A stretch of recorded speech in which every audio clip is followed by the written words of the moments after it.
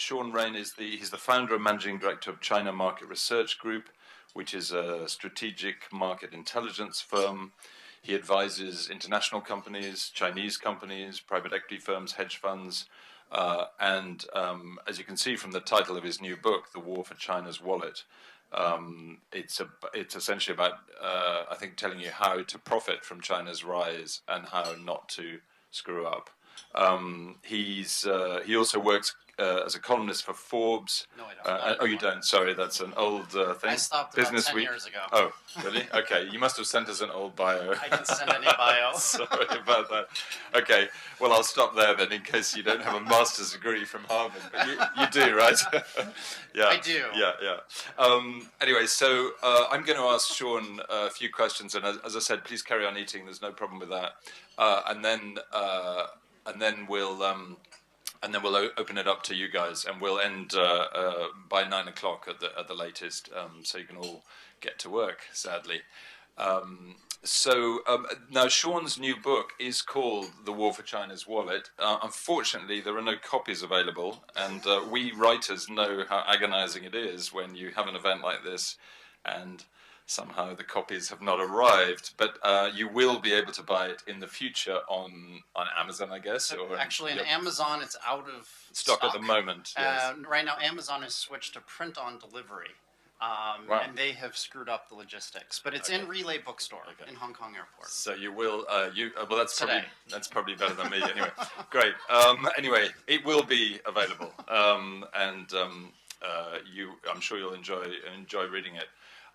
So I'm just going to ask Shaun very briefly to tell us, what the key message is of the new book, and then ask him a little bit more detail about some of the issues that he raises. But what's the kind of main message that you're trying to get across to readers from this book? Sure. Well, first off, good morning, everyone. Thank you for coming today. I'm really excited. I've been coming to the FCC as a guest for many years for lunches, and I'm excited to be here. Victor, let me answer it by why I wrote the book first, okay? Because most people who know who I am know that I'm more of a consumer guy. Okay, so I've always been the one that the big multinationals come to, or the private equity firms come to and say, Shaun, what's happening with the Chinese consumer? What do 25-year-old girls want to buy when they're looking at cosmetics? Are they interested in e-commerce? Are they trying to shop in China, or are they looking to shop abroad? But Victor, what's happened in the last 2 or 3 years is my clients aren't asking me these questions anymore. They don't care at all, really, about consumer insights. Instead, they've come to me and asked about the political situation. What's happening in China on the political side? Is Xi Jinping, powerful, or is he weak?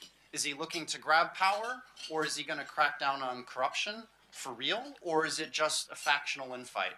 But most importantly, to translate it into what it means for everyday business, I was meeting last week with the head of Asia for one of the largest consumer product companies. And he comes to me and goes, Shaun, tell me about China and South Korea. What is the tension like? Are the Chinese going to continue to be angry at the South Koreans for deploying THAAD, the missiles? Because if you look at it, in April of 2017, tour groups from China to South Korea dropped 40% year on year. So it decimated the retail sector. His question was, do Chinese hate the South Koreans like they hate the Japanese? Or when the political situation resolves and eases up in the next few months, will Chinese go back? And the reason is because rents in Myeongdong have dropped 20 to 30%. That's the main shopping area in Seoul. So the idea was, can we start opening up brick and mortar stores again in South Korea, because the Chinese tourists will continue to go there. So that's why I wrote the book.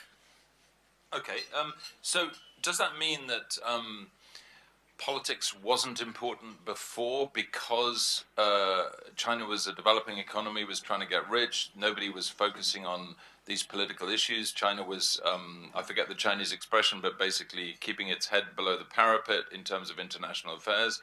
And is that what's changed, that China has become more powerful and therefore feels able to throw its weight around, and this is affecting business? Yeah, that definitely plays a role. I think there's 3 things. The first is that the easy wins of making money are no longer there. Okay, 5-10 years ago, basically you were seeing 50, 100% growth, so you could do whatever you wanted to do and look like a superstar to headquarters. In the last 2-3 years, you're still seeing good growth. Okay, but you're getting 10%, 20% growth. So people are starting to think more about what those barriers to entry are and barriers to growth. And so that comes up to point two. Xi Jinping has politicized the entire society. Okay, it's not like a cultural revolution again. I completely disagree with some people talking about it. But virtually every conversation I've had in the last 3 to 5 years has brought up politics at some point. And that's something that never came up. I've been in China for about 20 years, so this has not come up in the same way 5 years ago. It's almost like there's so many campaigns right now that are impacting people in the day-to-day business. Yeah, tell us about that. I mean, that's a very interesting phrase, politicize the entire society. Obviously, the Cultural Revolution, there wasn't Western business or foreign business was barely there and certainly wasn't able to sell very much. In what ways, when you talk about campaigns,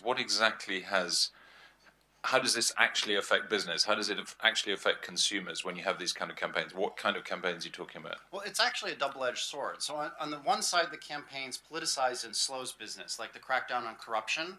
But on the other side, it actually is starting to show green shoots of actually helping business. So, for example, the crackdown on corruption, first, when Xi Jinping became president, he went after GSK in the medical care sector.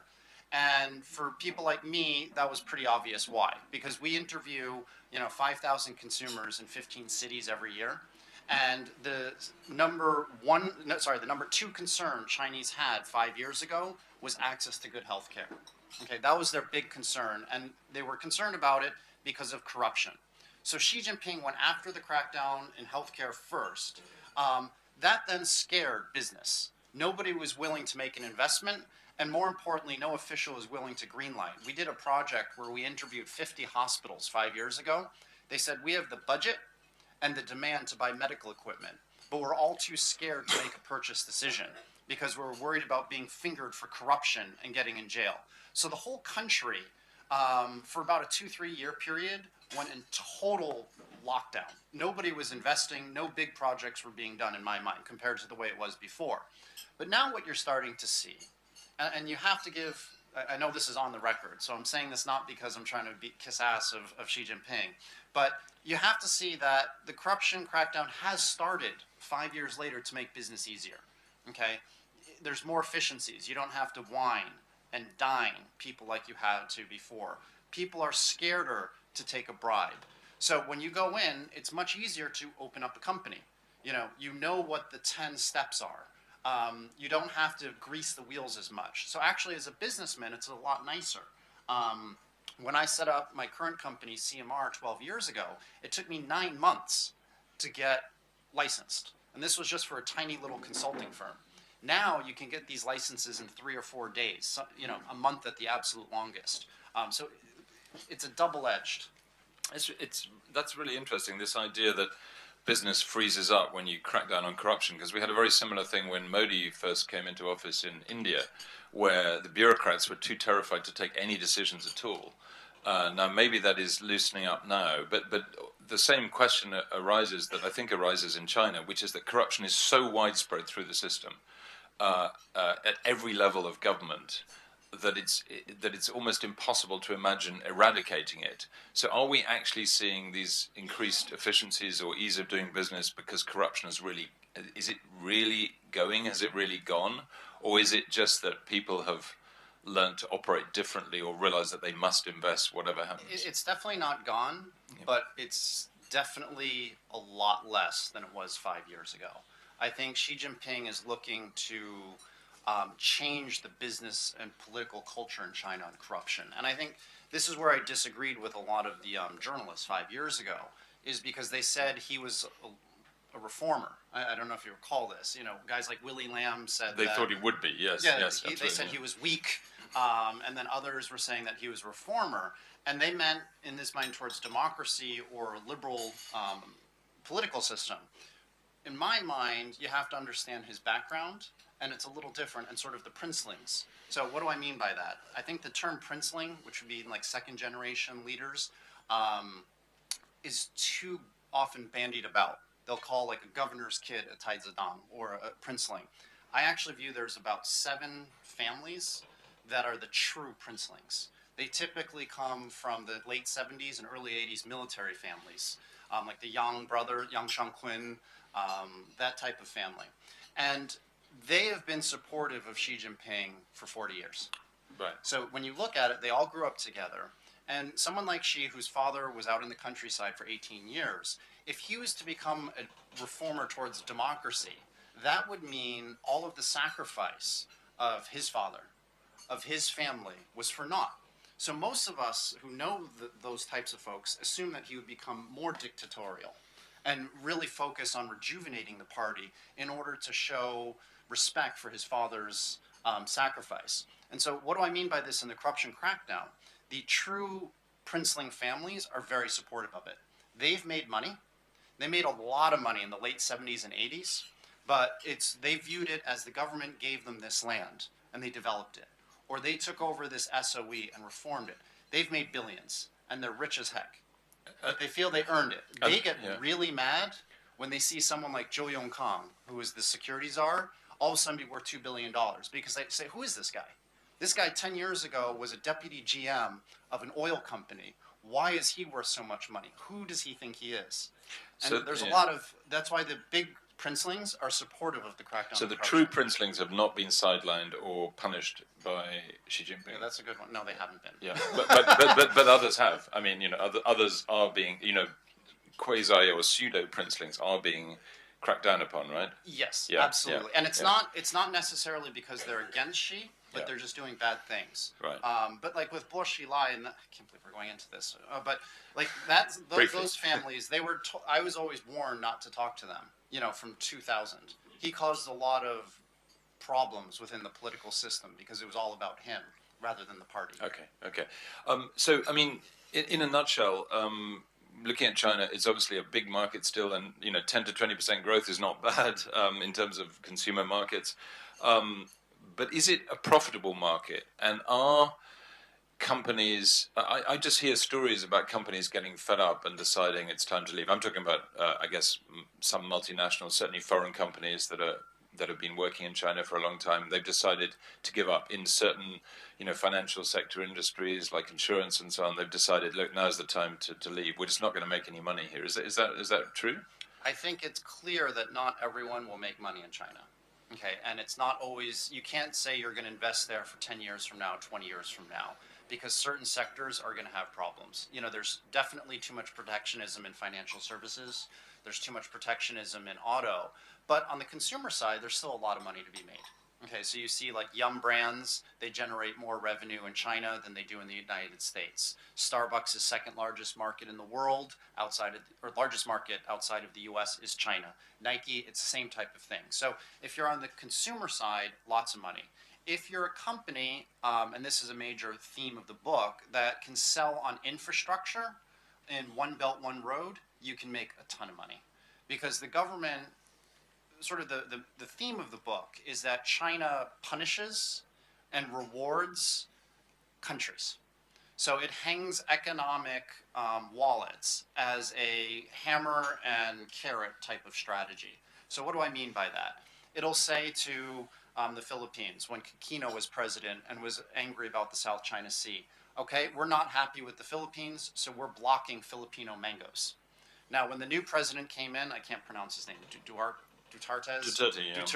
when he became president, he said, screw off to the Americans, and they immediately opened up Filipino mango imports. They immediately started talking about bringing in Filipino maids into China for the first time.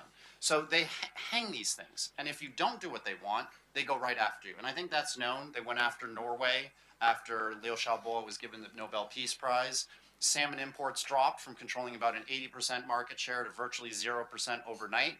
When Mongolia's leaders allowed the Dalai Lama to visit last year, China shut off all commodity imports. When 86% of your exports go to China, as in Mongolia's case, then you have to listen to what China wants. But the change, and that's one theme of the book, the change now is that China is going after specific companies. And this is a new thing. So with the THAAD missile, they went after Lotte. And they shut 70, 80% of the Lotte outlets in China. So the book is meant for multinational heads to understand these political machinations by the government, and how do you deal with it? I was going to say, there's not much you can do, is there, if you're a company, if your government back home just decides to do something like award the Nobel Prize or defend itself against incoming North Korean missiles. I mean, it seems to me that as a company or as a chief executive or as a senior executive of a company, you know, except by being a prophet in terms of working out what might happen politically in 10 years' time, it must be pretty hard. I mean, how could Lottie have known that, you know, there would end up being this crisis? Divide and conquer. China divides and conquers companies. So I think Tim Cook was kind of mealy-mouthed last week from Apple when he goes up at the Wuhan Internet Conference, if you heard about it, and he says, China's great and open. It's like, come on. He said that? Yeah. Yeah, Okay. and so Yeah, no, I know he did. I just they've got tons of photo ops of him with various government officials. Yeah. So like what needs to be done is the business leaders need to form alliances together. So Google should have worked with Microsoft, should have worked with Facebook, and all came together. The problem is China will dangle out a lot of money to Microsoft. They, for instance, I own my own firm, and during the Google, when they left China and there was that whole hubbub, I had to buy new software for my tax. So whenever we do our tax, we had to buy software and hardware directly from the government that had pre-installed Microsoft. So Microsoft started to use the Shanghai Tax Bureau as a distributor. And they force you to upgrade using legitimate Microsoft. And so Microsoft at the time was pushing back against Google and saying, well, you know, if you're going to be in China, you have to play by the laws of what the Chinese government wants. So divide and conquer. I think people need to form stronger alliances, and it's quite disappointing to me, actually, that the Americans and the Germans especially don't work together to criticize the internet policies and such. But that's anti-competitive behavior, isn't it? If if they get together. But I've got You have to fight power with power, though. Yeah, I mean, I've got a sort of broader question. You know, in a sense, some of these things are directly political. South Korea does something, Lotte gets punished in China. But what about the broader issue of nationalism and protectionism? Even, you know, things that are not directly related to some political crisis like the Philippines or the South China Sea, simply a matter of China essentially doing what I guess Japan did after the Second World War, what Britain did in the 19th century, you know, and what all the Southeast Asian countries did, which was essentially to try and keep the profits of their local market for local business and then allow the foreigners to come in and invest and provide technology. Isn't that the stage we're at in China? So leaving aside just for a moment the sort of political issues where China is trying to assert its strategic power around the world, you know, by leveraging or by putting pressure on business, isn't it also the case that you've got quite intense protectionism? I mean, the obvious example, of course, is on the internet and tech companies where foreign companies are simply not allowed to operate. It's partly for political reasons, obviously, but there's also must be a strong sort of business element there. So protectionism is bad in China, but it's always been there. I don't think it's getting worse. The difference is that when China could only account for 0.5% of your global revenue, multinationals didn't care. Now it should be accounting for 20%, and they feel boxed out.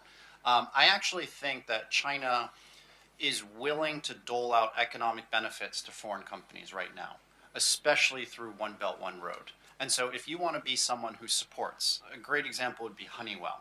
Okay, they're making billions of dollars a year in profits, and if you in China on One Belt, One Road, and if you talk to them, they are the political American supporter of the Chinese government. So what the Chinese government will do is they'll go to each different country, and they'll choose 1 to 5 companies that are politically well connected and co-opt them. They'll make lucrative infrastructure investments with them, buy stuff like from Airbus or Boeing, and they'll get these domestic companies to support them internally.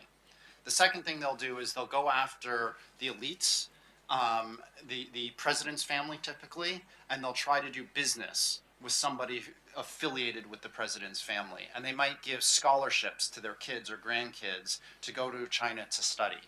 So it's a very methodical, systematic plan on how to gain power in different countries. Isn't that going to get Honeywell into trouble back home? You know, I saw some of the comments that Honeywell made, and they were, you know, along the lines of Apple, in your book, basically Yeah. sort of saying China is great, but Honeywell is also supplying the U.S. military, I think, isn't it? Isn't it making a lot of really fancy defense equipment that will be used against North Korea if there was a conflict there, and possibly against China? It's a double-edged sword, Yeah. but right now they're reaping a lot of the benefits. Right, GE, Honeywell, those types of guys. You'll always see an Airbus will do better than Boeing because Airbus has the German and French investment. And so the government wants to make those two countries' governments supportive. So they'll always buy 20 to 30% more from Airbus over Boeing. It's like clockwork. Yeah. Interestingly, today in the FT, we got a story about. I mean, it's a broader trade story, if you like, than particular companies. But essentially the EU, the US, and Japan, who are not necessarily the best of friends at the moment, basically ganging up on China to try and push the trade issue against China. Which they should do. Again, it's about divide and conquer. Yeah. China will always go in ASEAN and will give out money to Cambodia and Laos. In Europe, they're going to give money to Hungary and to Greece. In Africa, they give money to Ethiopia. And you see, once Ethiopia says something in favor of China, within a month or two, there's a big announcement of some economic benefit. So, was it 2 weeks ago? They announced Ethiopia Airlines will have direct flights to about a dozen flights on mainland China. Mm-hmm. And so that's opening up Ethiopian Airlines and China to Africa. Mind you, the Ethiopian Airlines always used to be the best African airline. I don't know if it still is, but surprisingly, it was the hub. Believe me, it was the hub for East Africa. Everybody went through Addis Ababa. It's weird. Even when the regime was at its worst, it had this fantastically good airline that everybody used to get across Africa. I was there last year, and maybe the that's changed. Terrible, Maybe that's but I've changed. heard that they've renovated it. We're going to open it up for your questions in a second. But your contention is that basically, if you're in the consumer business, fronting consumers directly, it's a pretty good place to be, China. But it's tougher if you're in industry, if you're in infrastructure. You're saying is an opportunity as well. But if you're in industry, manufacturing industry, it's pretty tough, right? Yeah, manufacturing is terrible. And why is that? Why is that? Because of protectionism? Is it because of politics? Costs. Okay, I was going to come to that. Interesting. Okay. Tell us about costs. Yeah. Well, that's the first book I wrote, End of Cheap China, 5 years ago. I mean, China is no longer a cheap place to do business. I mean, if you look, salaries are still going up 10-20% a year. My office rent went up about 30% this year in Lujiazui in Shanghai. So the cost of doing business is crazy high. So I actually, if I were purely an investor, I actually probably wouldn't be overweight on China. Yeah. I'd be looking more into Southeast Asia, Africa, and the countries that China's trying to gain power in. Yeah, so that's the exciting markets. China's, the valuations are too high right now. And one of the effects of that is labor shortages in certain places, right? It's impossible to hire anyone. I mean, like we interviewed 50 Fortune 500 companies recently. 70% of them said they had 35% plus annual turnover. So in the United States, 11% is kind of the standard gold icon that you want. 35%. One guy I talked to 2 days ago said he has 100% turnover every year in his consumer facing. So only the management team of like 5 people have been there longer than 2 or 3 years. It makes it hard to run a business, doesn't it? That's what he said. We have 20,000 salespeople. Yeah. They're leaving every year. So it's hard to have that great point of sale, which is why a lot of consumers also are just switching to e-commerce. And they're leaving because they're getting terrible service. But the staff are leaving because they're getting higher pay somewhere else. I mean, they're jumping to another company. It's still very easy to get a good job in China, especially if you're in the blue collar sector, because people, they don't want to work in manufacturing anymore, and they harbor white collar dreams. Yeah. So as people go into like e-commerce, you'll see the courier guys are making 12,000 RMB a month, where 5 years ago they might have been making 2,000 RMB manufacturing. So you can, you see a starting salary for a maid is more than the starting salary for a Fudan University graduate working at an HSBC or Citigroup. So, the blue collar side is where it's exciting to be if you're a worker. And that's actually why when we interview consumers, it's actually the low income or the blue collar workers who are the most optimistic in China today. They're more optimistic than the rich. They're more optimistic than what we typically call the middle class. because their salaries are going up so much. It's the middle class that are getting hit. So I think I'm going to move out of journalism and become a blue-collar worker in China. I mean, just on this theme, we had a really interesting scoop in the Financial Times the other day about Apple hiring, Apple's factory, Foxconn, which is making your iPhone 10s. They were using students from a college, actually from a school, a vocational school, to fill in. They had to work for 3 months, and they were obliged to work for 3 months, and in order to basically they had the terrible shortage of labor at this Foxconn factory making the iPhone 10. So these students were told, you don't graduate unless you get to work in this factory for 3 months. And they were doing illegal overtime, but they stopped the illegal overtime after our story That appeared. was a good scoop. Yeah, it was a good scoop. Let's open it up and hear what your questions are. I believe there's a mic, although you probably don't really need it. But can we pass a microphone around to anyone who has a question for Shaun? Mark, just introduce yourself, even if I know who you are. Thank you. I'm Mark Michelson, IMA Asia. It's a peer group of heads of regional companies that run Asia and China. Oh. And we're getting. I just want to ask you, first of all, Foxconn's very interesting because they're active politically as well in the United States, setting up that factory in Janesville, Wisconsin, which happens to be Paul Ryan's district, by chance, because that's where everybody goes. Anyway, in terms of some of the issues you mentioned revenue is up, and for a lot of our clients, it is, in a lot of different areas, not only consumer, but in other areas. It's the bottom line that's become more of a problem for them. Part of that's, it's not so much salaries, a little bit, because many of them are automating pretty quickly, and they're getting encouragement from China to do it. It's inputs, manufacturing inputs, other costs seem to be going up, and part of it also is, as you mentioned, there's a mixed feeling toward international firms in China. Maybe they get encouraged when they deal with one belt, one road, but in China, it's very much mixed depending on what sector you're in and how you deal. But many companies, rightly or wrongly, are saying that they think it's tougher now operationally in China than it's been in some years as international companies. Just wondered if you're getting that reaction. Absolutely. We're seeing the exact same thing. It's definitely getting, inputs are going up in cost, especially when the renminbi was depreciating for a while. It's operationally, it's getting more difficult to do business. That's something that people always lament. 5 years ago, it was, let's just grow as much as we can. It was almost like every strategy worked. Now people are getting nervous and they're starting to really think, how do they increase the margins? But I think an important thing that I didn't bring up before was there is a shift in nationalism. And there's definitely more pride in Chinese companies right now. So, for example, in 2012, when we did the 5,000 consumers in 15 cities, 85% of consumers told us that they preferred to buy foreign brands over local brands. Okay, so 85% preferred foreign brands over local brands in 2012. Last year, when we did the same research, the numbers switched. And 60% of respondents said they preferred to buy domestic Chinese brands over foreign brands. There had been a real shift done because of A, rising patriotism / nationalism, and then two, I think the Chinese companies have been very aggressive. They've moved up the value chain and they're creating a better quality product than the foreign multinationals. So if you look at it, like P&G, okay, like Tide detergent or Pampers in China is an inferior product to what you can buy in Hong Kong or what you can buy in the United States. And that's why so many Chinese were coming to Hong Kong to buy diapers. When my son was born, I was here every 3 months to buy diapers because we didn't have the e-commerce at the time, but it was a better quality. So there have been Chinese brands that have been smart and said, we're going to charge 30%, 50% more than the foreign brands, and we're going to win. And that's why you see like the Mengnios, the Elis in the food sector are doing incredibly well, while the Nestle's and Unilevers are dying. Nestle and Unilever used to have 15 and 17% market share in ice cream. They now have about a 1 and 2% market share because they've been outcompeted by domestic brands. Doesn't that mean the writing's on the wall for the very sector that you say is currently doing the best? Consumer goods. For foreign brands, yeah.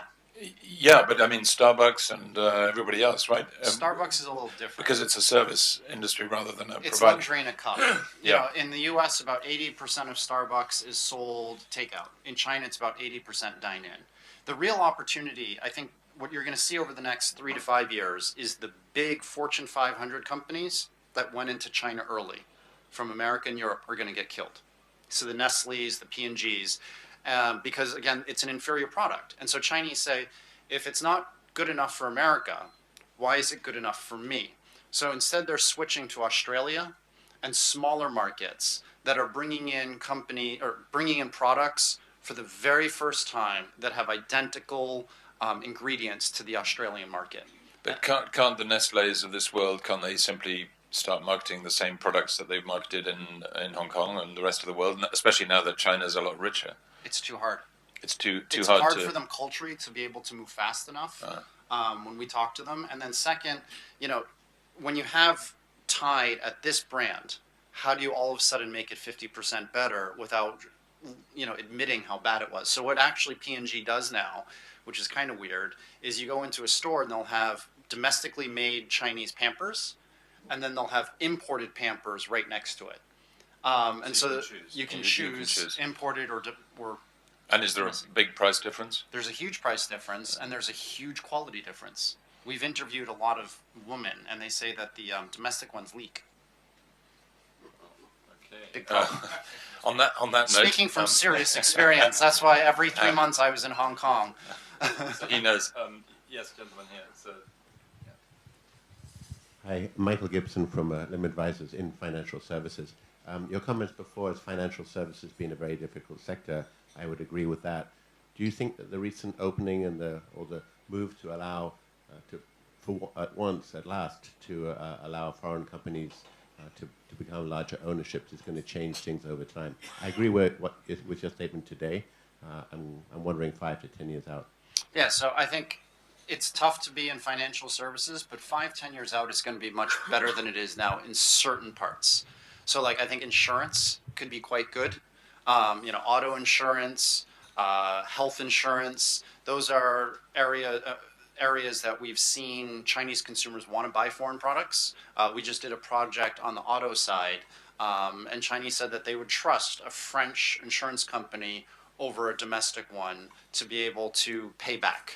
But the problem was the Chinese ones were just so much bigger, they were so much faster, and so much better at being able to cater to consumer wants. For instance, a very simple thing where the Chinese insurance companies like Ping An were accepting WeChat for payment, while none of the foreign ones were. And so we spent 6 months analyzing this, and we said you have to accept WeChat Pay. That was sort of the big thing. And headquarters back in France was like, oh, really? So they accepted it, and then sales went up. It was just little basic things. I actually think on financial services, it's wealth management is going to be big. The Chinese prefer the foreign firms for wealth management. For obvious reasons, right? There's more trust. But it's going to be that's probably the only one that's a 5-10 year investment out, but it could be zero return. So if I were an entrepreneur, I wouldn't get involved. But if I was one of the big firms, you can probably do that. Except for fintech. Fintech's good, but I'm not an expert in it, so I can't say much. Thanks, Shaun. One here and then one here. Yeah. Hi, Glenn Fry from CBRE. Just 2 things, Shaun. Back to the premises of your book. How sustainable do you think this is going to be going forward in terms of the war for the wallet? Because obviously the US uses its military might, China's using its economic might. Do you foresee some kind of uprising, perhaps not in our generation, but the next generation? If you mentioned the tour guides in South Korea. If I'm a local mainlander and I want to go to Seoul and I can't for whatever reason, I don't have as much choice. At some point, are they going to get frustrated by that? And the second thing I just wanted to ask was maybe you could just touch on the whole experience that seems to be growing in China around, rather than consumer products, now people are spending money on travel and experience more than anything else. So I think, that's one of the big chicken and egg questions, right? Are Chinese not going to South Korea because they are truly mad at South Korea, or have they been, propagandized by the government not to want to go? We've actually found that typically the propaganda and the consumer are very closely intertwined. And that's why in the book I talk about the state wallet, but I also talk about the consumer wallet, and the government rallies the two together. My big concern for China is not an uprising from that standpoint. I'm more concerned about the middle class. You know, a lot of people talk about the wealth gap between the rich and the poor and how the poor might uprise. I don't see that. The biggest frustration comes from the middle class. And if you look at it, almost every major revolution, from the French Revolution to the Chinese Revolution in '49, was never the low-income people rising up. It was always disenfranchised middle-class elite. And that's the concern. What keeps me awake at night, aside from hiring people, is thinking, am I paying my employees enough so that they can get a house, so that they can get a car and lead a good quality life? Because it's crazy expensive right now in China. So those people, 5 years, 10 years out, if they can't have a good quality life, that becomes a problem. And a lot of them can't, which is why families are just moving outside, right? If you have, you know, 500,000 US, you're able to get an immigrant visa into the United States, and you're able to get a nice quality house and lead a good quality life. So there's a major brain drain that's going on in China today. Exactly the same issues confronting Hong Kong, of course. That's the about second one. middle Yeah, I'm class, concerned about China-Hong Kong relations. You want to talk about that, or we want to go to the next question? We can go to that later. Hi, I'm Dr. Jain from Digital Dental Group. So I run a group of 6 dental practices in Hong Kong. What we're interested in is the Chinese market. How do you market? How do you introduce yourself? Because there's a lot of people who are doing it in Hong Kong because there's a lot of lack of trust in China for medical and dental services. So a lot of people come here or go to South Korea. I heard there's like WeChat and personal concierge services or something else that you can shed light on. One of the biggest, I'm actually probably most bullish on healthcare in China. I'm looking at investing in a medical tourism company right now that's looking at oncology. So where wealthy Chinese want to go to Europe or the United States for cancer treatments. But I actually think one of the big, great opportunities is investing brick and mortar mixed like in an O2O type of thing with Chinese in China, because not everyone wants to travel abroad. So you said dental, was it? Yeah, dental's a little bit tougher as a foreigner because they have they don't allow hygienists to clean. You have to be an actual dentist to do regular cleanings. I'd like to do it in Hong Kong. Oh, in Hong Kong, yeah. Medical tourism is one of the biggest growing areas, especially for teeth, because they're not happy with the teeth care in China. So if you can certainly get them, I would come up with an e-marketing strategy, probably. The best thing to do is to hire CMR, and then we'll help you figure everything out. That's my company. Now that we've moved on to dental hygiene, it just tells you how rich China is and health tourism. Because you're talking about outgoing health tourism, not incoming health tourism, which is what you'd be talking about in India, of course. Yeah, outgoing is big. Yeah. Big. One maybe last question, yeah. The guy with the mic has disappeared. Hilda, do you mind passing the mic? Oh, it's okay. We got one here. Thanks. Hi, my name is Helen Bannigan, and I work with a company that helps foreign companies break into the Chinese marketplace in a number of different ways. My question is in regards to representatives of communist government having a presence in multinationals in China, and I understand this has been happening for a while, but they're eager to increase the role of these Communist Party representatives within foreign enterprises. Is that anything you can speak to? And guiding our clients there, is there anything they need to know in relation to that? It's a problem. Good question, yeah. I don't really know how to answer that because there's not a great response. But that's where, if I were a multinational, I'd be recommending going with European Chamber of Commerce. I'd be working with American Chamber of Commerce, working with governments to try to create alliances to push back. Because if you can get the entire European community to complain about this, the government does step back on things. They do listen. But there's not an easy answer on that because Xi Jinping is clearly trying to politicize everything and is clearly trying to get more control over different areas. I don't have a great answer for that one, sorry.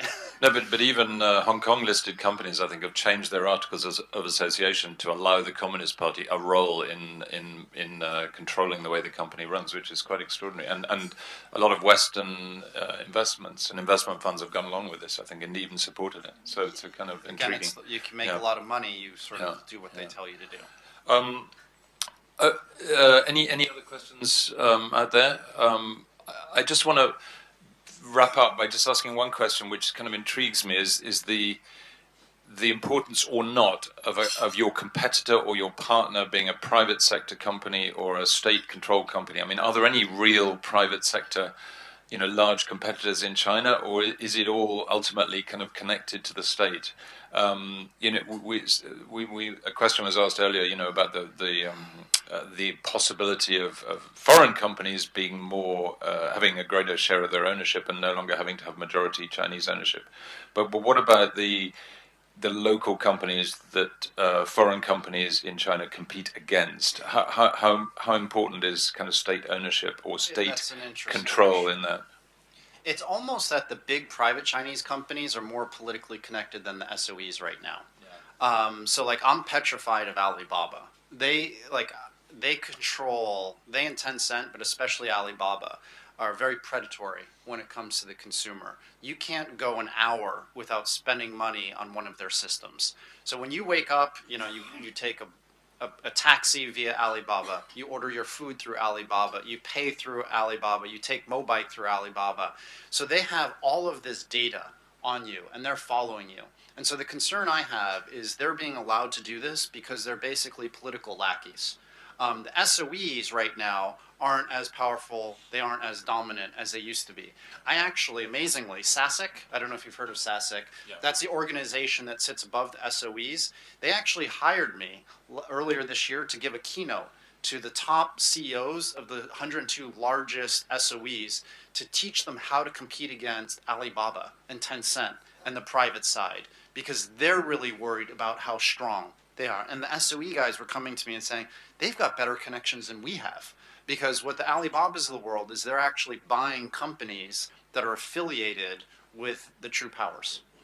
And you've seen a lot of that. Yeah, that's a really interesting note to end on. I mean, in Hong Kong, they say 2 out of every $10 you spend goes to Li Ka-shing, but he doesn't have the data because they don't have the fintech here that we have, that you have in China. So please give a round of applause to Shaun. Thank you so much. Very much. And we present him with this immensely valuable gift from the FCC. You'll be glad to hear it isn't a tie. He's already got a very nice tie, so I'm glad that we've stopped giving ties, and it's something more useful, I hope. Thank you very much. Thank you, everybody. Oh, and you have to sign it. Thank you very much, everybody.